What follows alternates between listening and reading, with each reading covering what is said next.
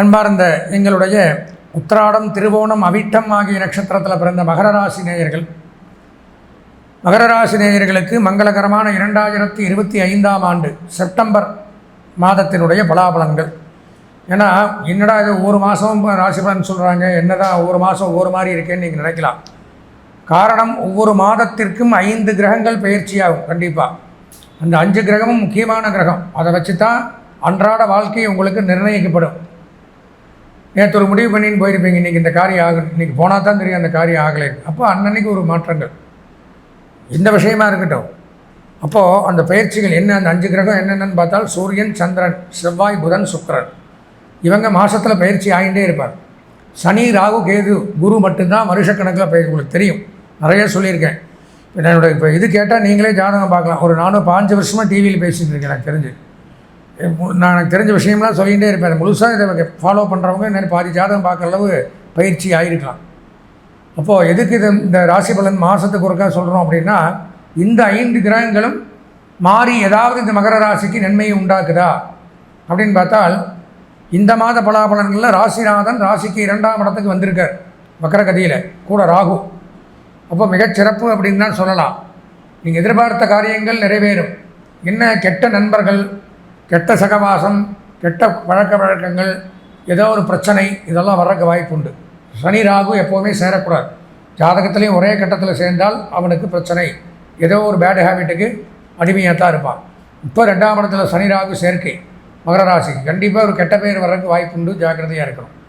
ஆனால் நரம்பு கோளாறுகள் வரலாம். மூளை, கண், வயிறு சம்பந்தமான நரம்பு பிரச்சனை, நண்பர்களால் விரோதம், எவனோ ஒருத்தன் தப்பு பண்ணியிருப்பான், நீங்கள் மாட்டிண்டு பெரிய பிரச்சனை அப்படிங்கிறது. போக்குவரத்தில் கவனம் தேவை. இது ராசிநாதன் தான் இருந்தாலும் கவனம் தேவை. அதே சமயம் யோகத்தையும் கொடுக்குது.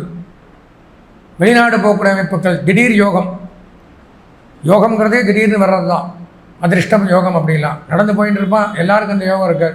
கீழே ஒரு 500 ரூபா நோட்டு கிடைக்கும், ஒரு செயின் கிடைக்கலாம், மோதிரம் கிடைக்கலாம், சுற்றியும் முற்றியும் பார்ப்பா. அதற்கு உரிமையாளர் யாரும் இருக்க மாட்டான், இவனுக்கு தான் அது யோகம். அந்த மாதிரி யோகம் அப்படிங்கிறது எப்போவுமே எல்லாருக்கும் இருக்காது, திடீர்னு கிடைக்கிறது யோகம். சில பேர்லாம் சொல்லுவாங்க, நீங்கள் வாழ்க்கையில் கிடைச்சது எனக்கு ஒரு பெரிய அதிர்ஷ்டம், யோகம் அப்படின்னு. அது வாழ்க்கை பூரா இருக்குது, போக தான் தெரியும் அது யோகமாக பிரயோகமாக அப்படிங்கிறது தெரியாது. இப்போது இந்த யோகம்ங்கிறது அப்போதைக்கு வர்றது தான் யோகம், புரிஞ்சுங்களா? அதிர்ஷ்டம் அப்படிங்கிறதும் யதார்த்தமாக எதேச்சியாக எப்போதாவது நடக்கிறது தான் அது. யோகங்கள் அப்படின்னு எடுத்துட்டால் 340 யோகம் உண்டு. அதை பற்றி தனியாக நான் வீடியோவே போட்டிருக்கேன், இன்னுமே போடலாம். அதில் தோஷம்னு அதே மாதிரி 500 தோஷம் இருக்கும், 300 யோகம் தான் இருக்கும். அப்போ கணக்கு பண்ணி பார்த்தீங்கன்னா தோஷம்தான் அதிகமாக இருக்கும். அப்போ சனி, ராகு சேர்க்கையில் தோஷங்கள் அதிகம், யோகம் 1-2 உண்டு.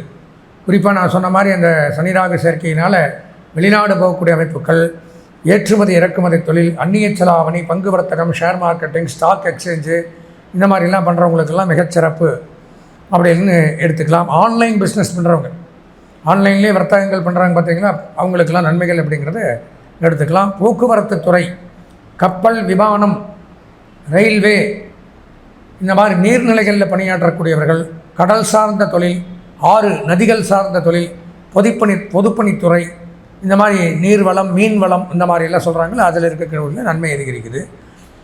3ஆம் இடத்துல ஒன்றுமில்லை, 4, 5 ஒன்றுமில்லை, 6ஆம் இடத்துல குரு மறைஞ்சிடுறார். குரு பார்க்க கோடி நன்மைன்னு சொல்லுவாங்க. குரு 6ல் மறைஞ்சு போயிரு. ரிடம், ரோகம், சத்ருஸ்தானத்தில் உங்களுக்கு இருக்கிற திறமை, பெயர், புகழ், வித்தை மறைக்கப்பட்டும் கடன் வாங்க வேண்டிய சூழ்நிலைகள் ஏற்படும். உடல்நல கோளாறுகள் உண்டாகும். மருத்துவ செலவுகள் வரக்கூடிய வாய்ப்புகள் உண்டு. எதிரிகள் வலுப்பெறுவார்கள். இந்த காலகட்டத்தில் உங்களுடைய எதிரிகள் பலம் வாய்ந்தவர்களாக இருக்கக்கூடிய அமைப்பு அப்படிங்கிறது உண்டாகும். ஜாக்கிரதையாக இருக்கணும். அதே சமயம் 7ஆம் இடத்துல சுக்கிரன், மகர ராசிக்காரர்களுக்கு கண்டிப்பாக காதல் வயப்படக்கூடிய அமைப்பு அப்படிங்கிறது உண்டாகும். இவ்வளோ நாள் இல்லைன்னா இப்போ ஏற்படும்.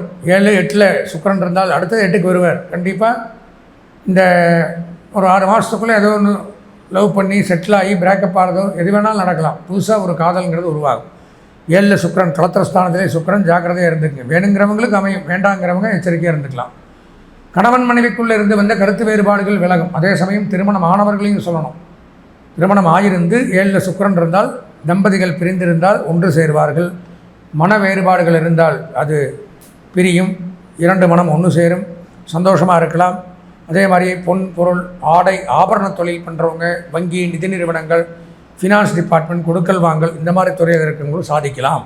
8ஆம் இடத்துல சூரியன் கேது, அதனால் கொஞ்சம் திருமண வாழ்க்கையிலேயும் பிரச்சனைகளும் உண்டு. 7ல் சுக்கிரன் இருக்கிறதுனால நன்மை, 8ல் சூரியன் கேது இருக்கிறதுனால சிறு சிறு சண்டை சச்சரவு, சில பேருக்கு கோர்ட்டு கேஸு, நீதிமன்ற பிரச்சனைகள், அரசாங்க ரீதியான பிரச்சனைகள், அரசாங்கத்தில் பணியாற்றக்கூடியவர்களுக்கு பிரச்சனை. குறிப்பாக யாராருக்கு பிரச்சனை வரும் ஜாக்கிரதையாக இருக்கணும்னு பார்த்தீங்கன்னா, நீதிமன்றம், சட்டம், காவல்துறை, இராணுவம், சினிமா, பத்திரிகை, ப்ரெஸ், மீடியா, விளையாட்டு, ஆன்மீகத்துறை, அறநிலையத்துறை, ஜோதிடம், இந்த மாதிரி துறையில் இருக்கிறவங்களுக்கு பிரச்சனை. கொஞ்சம் எச்சரிக்கையாக இருந்துக்கணும். 9ஆம் இடத்துல புதன் மிகச்சிறப்பு. புதன் வீட்டில் புதன் ஆட்சி. கல்வித்துறை சிறந்து விளங்கும். கல்வி பயிலக்கூடிய மாணவர்களாக இருந்தால் எந்த பிரச்சனையும் கிடையாது. கல்வியில் சிறந்து விளங்கலாம். கல்விக்கூடங்கள் வச்சு நடத்துகிறவர்களுக்கு நன்மை. உயர்கல்வித்துறை, பத்திரப்பதிவுத்துறை, வருமான வரித்துறை சிறந்து விளங்கும். வருவாய்த்துறை, ரெவென்யூ டிபார்ட்மெண்ட், பூமி, நிலம், விவசாயம், ரியல் எஸ்டேட், புரோக்கேஜ், உணவு, சுகாதாரம், மருத்துவம், இந்த துறையில் இருக்கிறவங்களும் சாதிக்கலாம். பொதுவாக மகர ராசி அப்படின்னு எடுத்துட்டால் இந்த மாத பலாபலன்களில் ஒரு 90% நன்மைகள் ஏற்படுது. பொதுவாகவே இந்த மாதம் கல்வி பயிலக்கூடிய மாணவர்களுக்கு 100% நன்மைகள். கலைத்துறை, அரசியல்வாதிகள், பெண்களுக்கு 80% நன்மைகள். சுயதொழில், உத்தியோகம், வியாபாரம், விவசாயம் பண்ணுறவங்களுக்கு ஒரு 80% நன்மைகள் ஏற்படுது. அதிர்ஷ்டமான வண்ணம் நீலம். அனுகூலமான திசை கிழக்கு. அதிர்ஷ்டமான எண் 7. வணங்க வேண்டிய தெய்வம் பத்ரகாளி. பத்ரகாளி அம்மனை வணங்கி, மகாகாளி, பிரத்யங்கிரா, இந்த மாதிரிலாம் சொல்கிறோம்ல, காளியை வணங்கி இந்த மாதத்தை இனிமையான மாதமாக மாற்றிக்கொள்ள ஆசீர்வதித்து விடைபெறுகிறேன். நன்றி, வணக்கம். அன்பார்ந்த எங்களுடைய நெக்ஸ்ட்ஜென் தொலைக்காட்சி நேயர்களே, நாம் இதுவரைக்கும் நான் எப்போதும் சொல்கிறது தான், மாதந்தோறும் தமிழ் மாதத்திற்காக இருக்கட்டும், ஆங்கில மாதத்திற்காக இருக்கட்டும், ஒவ்வொரு கிரகமும் மாதத்தில் ஒரு 5 கிரகங்கள் அப்படியே மாறிகிட்டே இருக்கும்.